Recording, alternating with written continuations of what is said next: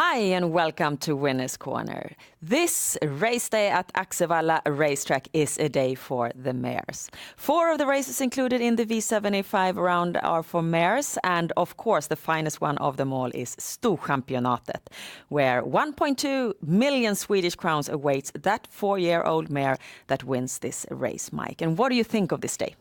As usual, it's a great race day. It's one of my favorite days all year, and well, I've got a special feeling for the mares. I think they're tougher than the others, and I really like them. When you have a really good mare, she can perform, and she's tougher than a colt or gelding. Okay, then we start in race 5, and it's an elite race for mares over sprint distance, and it has drawn 7 competitors. And here we find the biggest favorite of the day in number 5, Double Exposure. And what do you want to do betting-wise in this race, Mike? Well, of course, I'm going to go against the biggest favorite of the day. Number 1, Shadow Gar offers good value here. I don't see why Double Exposure should be such a big favorite compared to Shadow Gar. Last time the horse made her debut for Jerry Reardon, performed okay at Jarlsberg. Everybody, all the experts and everything here in Sweden, they were saying she was going to win that one hands down. She came back after a long layoff, and I was expecting her to be a bit rusty, and she was. She was first over, but still performed okay. I think she's going to move up incredibly in form now for this race. And from the inside post here, she may be fast enough to park Double Exposure on the outside. In that case, I think the race is over. But even if she doesn't protect the lead, I think she's still strong enough to take down Double Exposure from the outside. It's a bit of a gamble, I admit. Double Exposure is a really tough horse, but the betting-wise, good value, definitely. So Mike, he goes against the mega favorite number 5 Double Exposure and instead places a win bet on number 1 Shadow Gar. Moving on to race 8. It's a race for 4-year-old horses over full distance with a circular start. And the question is what you want to do here. I think I've got the winner here. Kind of a tricky post, though, and that worries me a little bit. But number 8, The Real Star, is definitely the outsider to look out for here. The Real Star won very comfortably last time at Mantorp.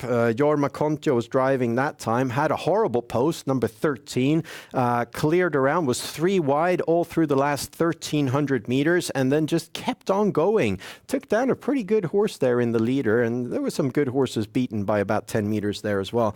Jepsen driving this time, that's a big plus. He's doing everything right in the sulky at the moment, and I think he's just the kind of guy to find a good racing slot for the Real Star from this kind of tricky post. So the Real Star is my bet here in race 8.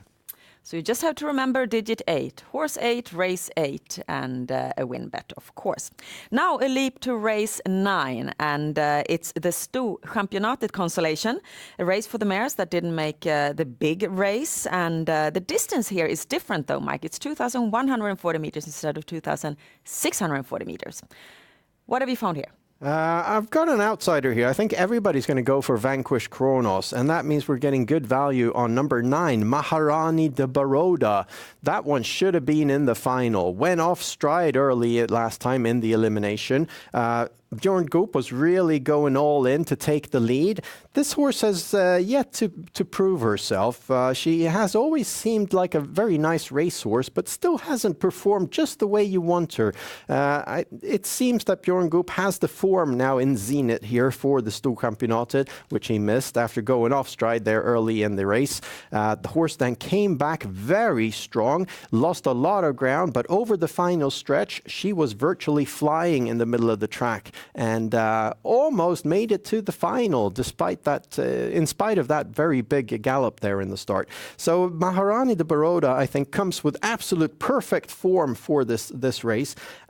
Interesting post here as well in the second row. Hopefully we see a high tempo. Hopefully we see the favorite parked on the outside, and that opens the race up for number 9. So also here in this race, we only have to remember 1 digit, and that is 9. Race 9, horse 9. Time now to move on to the daily double. And as usual, we're talking races 10 and 11. And the highlight race of the day comes in DD1, and that is Storchampionatet. Tell us about this edition of this year for from a betting perspective? Well, personally, I think it's a very good crop. Really even race. Of course, Vamp Kronos and Dibaba stand out a little bit, but very even behind those. And it's a good year. I'm going to take advantage of the fact that everybody's going for Dibaba this time. They're going to pull the shoes, and it seems that all the experts are going for the favorite. So I think we're getting good value on number 6, Vamp Kronos. I think it's going to be very tricky for Dibaba to clear around the field and win from an outside position when Vamp Kronos is going to be in the lead pretty early in this race. So Vamp Kronos is going to be my banker on the daily double. DD2 is also a race for mares. 15 of them will be gathered behind the gate. Mike, and how do you solve this one? Well, this one was very tricky to solve originally. Then I checked out all the horses on the video, and in the end, I think that number 5, Cheerful Rivnir, stands out. Very promising horse, has it all. Solid racehorse, good from the start, always trotting more or less. Went off stride a couple of times in the beginning of her career, but now the last couple of races, she's looked absolutely perfect in her trot and everything. From a good post here, I think that Peter Untersteiner is going to send her forward early on. And for me, it seems like a very good choice, a solid choice for a winner here, Cheerful Rivnir. And Mike usually goes for single combinations on the daily double, and this Sunday is no exception. We have a great V75 round to sink our teeth into this Sunday. And Mike has worked hard to try to deliver the winners within this round in the 7 races. And here is his solution for this Sunday. And we can see then that in the first leg, you have added on the big favorite, number 5, Double Exposure, to your earlier recommended win bet. Yeah, it's a 2-horse race, really. Double Exposure is going to take the lead early here and will be tricky to beat, of course. But Shadow Gar offers very nice value for money, and I don't feel that the difference in percent should be so big. In the second leg, we have a race for amateur drivers, and you go for a banker here, number 3, Gento, with driver Mart C. Blankendal. Please explain to us why this is a good banker. Well, it's a fantastic racehorse. He's really impressed since he came to Sweden. Last time he was out on the V75, he had the 12 hole and was very strong for Thomas Urberg there. Urberg sounding very convinced that this was a future star, and I agree with him. This is a fantastic racehorse, and here it seems that everybody's going for 2 horses, so I'm going to take advantage of that and go for a banker. I think number 3, Gento, has a great chance to win this. I don't know about the driver, but I see that the driver has won with the horse earlier in Holland, so I think that sort of solves it. Okay, then, in the third leg, you have marked all 12 horses. And I wonder, is this race that impossible to solve? I think so. Number 12, Dexter Brick, will probably be the favorite, but from a 12 hole, it's always difficult to win. So for me, it's a wide open race, and all of these horses seem a bit promising. They're young, and we don't know exactly what kind of form they're going to be in for this race. So I think we might very well see an upset here. V754 is another tricky race to solve. 15 4-year-old horses over full distance with a circular start, and they divided up over 2 tiers. How safe are you with those 7 horses you've marked? Well, I'm very convinced that the real star wins this one with a bit of luck, but I don't like betting on luck. Number 14, Cargo Door, is also interesting. First race now for new trainer Sofia Aronsson, and that's interesting, but very tricky post here as well on the outside. So pretty open race, this one, but the real star definitely my first pick. In the fifth leg, we've talked about your win bet suggestion number 9, Maharani de Baroda. But here you add 3 more horses. Comments on that?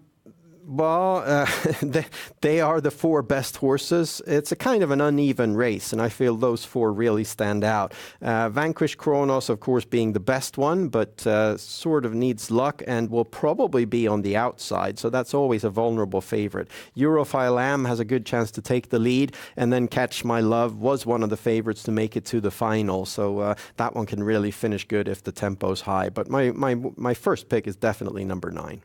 And then finally, the 2 bankers you have in your last 2 legs are the same ones as you had for your daily double system. So, Mike, any last words on your creation for this Sunday? Well, I'm going to take advantage of a few of the that everybody seems to be marking several horses in a couple of races. For instance, there Gento, I'm going to go for a banker there, and I'm going to go for a banker on Vamp Kronos against the big favorite Dibaba. It's a gamble, but that's what it's all about. It sure is, and this means that we have a V75 system that consists of 672 combinations. Our website, SwedishHorseRacing.com, is the site you turn to find out more about this race day and about Swedish horse betting and trotting in general. And of course, now we wish that you really enjoy this fantastic day at Axevalla Racetrack. And of course, best of luck with your bets. Bye-bye.